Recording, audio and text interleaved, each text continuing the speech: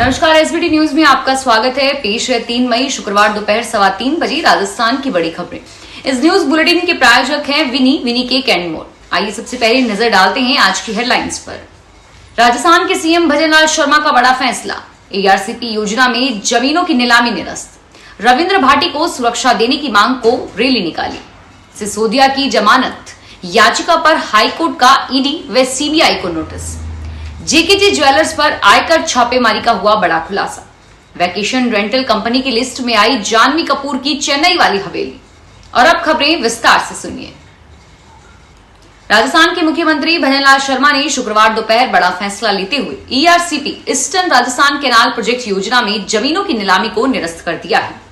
राजस्थान सरकार में मंत्री किरोड़ी लाल मीणा ने नीलामी में गड़बड़ी को लेकर सीएम शर्मा को शिकायत भेजी थी, जिस पर मुख्यमंत्री ने अब कार्रवाई की है। सीएम के आदेश पर जल संसाधन विभाग ने बीकानेर और अलवर में हुई नीलामी को निरस्त कर दिया है। नागौर शहर में शिव विधायक और बाड़मेर लोकसभा से निर्दलीय प्रत्याशी रविंद्र भाटी की सुरक्षा बढ़ाने को लेकर राजपूत समाज सड़क पर उतर आया है। नागौर शहर में राजपूत समाज के लोगों ने रविंद्र भाटी की सुरक्षा बढ़ाने के लिए रैली निकाली और साथ ही नारेबाजी भी की। इसके बाद जिला कलेक्टर के माध्यम से मुख्यमंत्री के नाम ज्ञापन भेजा है। दिल्ली हाईकोर्ट में पूर्व उप मुख्यमंत्री मनीष सिसोदिया की जमानत याचिका पर सुनवाई हुई। कोर्ट ने ईडी और सीबीआई को नोटिस देकर जवाब मांगा है और साथ ही उन्हें बीमार पत्नी सीमा से हफ्ते में एक बार मिलने की परमिशन भी दी है। मामले की अगली सुनवाई 8 मई को होगी। राजस्थान के बड़े कारोबारी समूह जेकेजे ज्वेलर्स पर आयकर विभाग के छापे की कार्रवाई में नकदी और हवाला से जुड़े लेन देन के सबूत मिले हैं। देश भर के 3 राज्यों में आयकर विभाग समूह से जुड़े ठिकानों पर कार्रवाई कर रहा है। इनमें करीब 20 से अधिक ठिकानों पर बीते 3 दिनों में कार्रवाई जारी है। छापेमारी की इस कार्रवाई में विभाग को 3 करोड़ से ज्यादा की नकदी मिल चुकी है और साथ ही कारोबार समूह की हवाला कारोबार से जुड़ी व्हाट्सएप चैट बरामद होने की जानकारी भी सामने आ रही है। मुंबई से एक्ट्रेस जानवी कपूर ने अपनी दिवंगत मां एक्ट्रेस श्रीदेवी के चेन्नई वाले घर की अब भी फैंस को झलक दिखाई। उन्होंने वहां से जुड़ी अपनी बचपन की यादें भी शेयर की। चेन्नई में श्रीदेवी के घर को वैकेशन रेंटल कंपनी एयरबीएनबी की आइकॉन्स श्रेणी के तहत सूचीबद्ध किया गया है। लॉन्च इवेंट में जानवी ने कहा कि मुझे लगता है कि यह घर मेरी मां का विरासत और हम सभी के जीवन में एक विशेष अध्याय का प्रतीक है। काम शुरू करने के बाद यह उनकी पहली बड़ी खरीदारी थी और वास्तव में यह उनकी बेशकीमती संपत्ति है। धौलपुर जिले में अवैध रूप से संचालित निजी अस्पताल, नर्सिंग होम व क्लिनिक की गहनता से जांच के लिए प्रशासन की ओर से गुरुवार को निरीक्षण किया गया। निरीक्षण में एक निजी अस्पताल में सफाई कर्मी इलाज करते मिले तो दूसरे में चिकित्सक ही नहीं मिला। यहाँ एक आगरा के निजी चिकित्सक का प्रमाण पत्र जरूर टंगा मिला।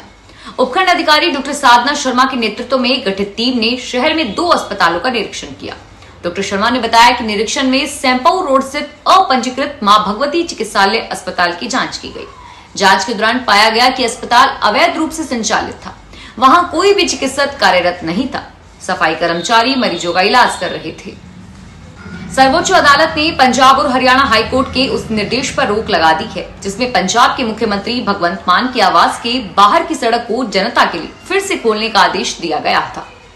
सुप्रीम कोर्ट ने उच्च न्यायालय के निर्देशों को चुनौती देने वाली पंजाब सरकार की अपील पर भी नोटिस जारी किया, जिसमें चंडीगढ़ प्रशासन का प्रायोगिक आधार पर 1 मई से सेक्टर 2 में मुख्यमंत्री के आवास के सामने की सड़क को जनता के लिए खोलने के लिए कहा गया है। दिल्ली हाईकोर्ट दुष्कर्म से जुड़े एक मामले में सुनवाई के दौरान दिल्ली हाईकोर्ट ने अहम टिप्पणी की है। अदालत का कहना है कि अगर 2 वयस्क सहमति से संबंध बनाने में शामिल होते हैं तो गलत काम के लिए जिम्मेदार नहीं ठहराया जा सकता, चाहे उनकी वैवाहिक स्थिति कुछ भी हो। अदालत ने पुरुष को रेप केस में जमानत देते हुए कहा कि यौन अपराध से जुड़े केस आरोपी की छवि को खराब करते हैं। जस्टिस अमित महाजन ने कहा कि समाज के मानदंड तय करते हैं कि आदर्श रूप से संबंध शादी के दायरे में होने चाहिए। जगतगुरु शंकराचार्य स्वामी अविमुक्तानंद महाराज सरस्वती राजस्थानी परिक्रमा से अपने गौ माता को राष्ट्रीय पशु का दर्जा दिलाने के अभियान की शुरुआत करेंगे। दरअसल पिछले साल देश में बाघ की जगह गाय को राष्ट्रीय पशु घोषित करने की मांग उठ रही है। शंकराचार्य 12 मई को भगवान बद्रीनाथ के कपाट खुलने के बाद सीधे जयपुर के लिए प्रस्थान करेंगे और जयपुर में ही रात्रि विश्राम करेंगे। अगले दिन जयपुर में 3 किलोमीटर तक प्रभात फेरी निकालकर गौ माता को राष्ट्रीय पशु का दर्जा दिलाने के लिए अभियान की शुरुआत करेंगे। राजस्थान में अजमेर के किशनगढ़ उपखंड स्थित बांदर सिंदरी के राजस्थान केंद्रीय विश्वविद्यालय परिसर में बीती रात पानी की समस्या पर छात्र छात्राओं ने जमकर हंगामा किया। पानी की समस्या को लेकर छात्र छात्राओं ने कुलपति आवास का रात में ही घेराव किया और नारेबाजी की। देर रात तक छात्रावास में रहने वाले वी वांट वाटर के नारे लगाते रहे। राजस्थान लोक सेवा आयोग ने प्रदेश में आयोजित होने वाली परीक्षाओं के लिए कैलेंडर जारी कर दिया है। जानकारी के अनुसार आयोग की तरफ से 6 भर्ती परीक्षाओं की एग्जाम डेट जारी की गई है, जिसके मुताबिक ये परीक्षाएं 19 जनवरी 2025 से 1 जून तक आयोजित की जाएंगी। आयोग की तरफ से जिन भर्ती परीक्षाओं का शेड्यूल जारी किया गया है, उसमें अभियोजन अधिकारी परीक्षा 19 जनवरी 2025 को आयोजित की जाएगी, जबकि अभियोजन अधिकारी परीक्षा 1 जून 2025 को निर्धारित है। और वहीं लाइब्रेरियन ग्रेड 2 की भर्ती के लिए लिखित परीक्षा 16 फरवरी 2025 को आयोजित की जाएगी। इसके अलावा जनसंपर्क अधिकारी के पदों के लिए परीक्षा 23 मार्च 2024 को आयोजित की जाएगी। धौलपुर पुलिस अधीक्षक सुमित मेहरा के दिशा निर्देशन में जिला परिवहन एवं सड़क सुरक्षा विभाग, पुलिस व यातायात पुलिस की ओर से संयुक्त रूप से बाल वाहिनियों का संयुक्त सघन जांच अभियान चलाया गया। जिला परिवहन अधिकारी देवानंद ने बताया कि पुलिस अधीक्षक ने परिवहन विभाग व पुलिस विभाग की 8 से 10 संयुक्त टीमें बनाकर जिला मुख्यालय स्थित विद्यालयों की बाल वाहिनियों की सघन जांच अभियान चलाकर नियम विरुद्ध संचालित बाल वाहिनियों पर विद्यालयों के सुबह खुलने से पूर्व उन पर कार्रवाई करने के निर्देश दिए। अभियान में 83 वाहनों की जांच की गई। पश्चिमी मध्य रेलवे में नव पदोन्नत सहायक वाणिज्य प्रबंधक अमित वर्मा ने कोटा मंडल में अपना पदभार ग्रहण कर लिया। पश्चिम मध्य रेलवे में पदोन्नत किए गए सहायक वाणिज्यिक प्रबंधक अमित वर्मा की पहली पदस्थापना कोटा मंडल में हुई है और जबलपुर मंडल मुख्यालय की ओर से जारी अधिसूचना के अनुसार वर्मा ने कोटा आकर पदभार ग्रहण कर लिया।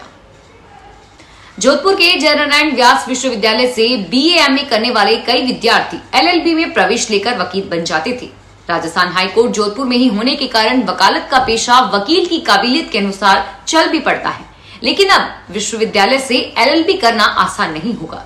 पहली बार विश्वविद्यालय इस साल से LLB के साथ साथ 5 वर्षीय विधि पाठ्यक्रम LLB, BBA LLB के लिए प्रवेश परीक्षा लागू करने जा रहा है।